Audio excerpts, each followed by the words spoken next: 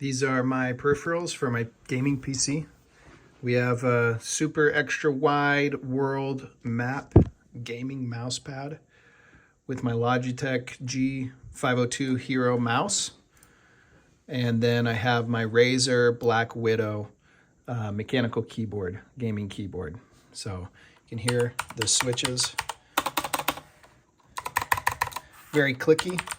I've had this keyboard now for just over 3 years and everything's still functioning properly. Under here you have the Razer logo, the RGB.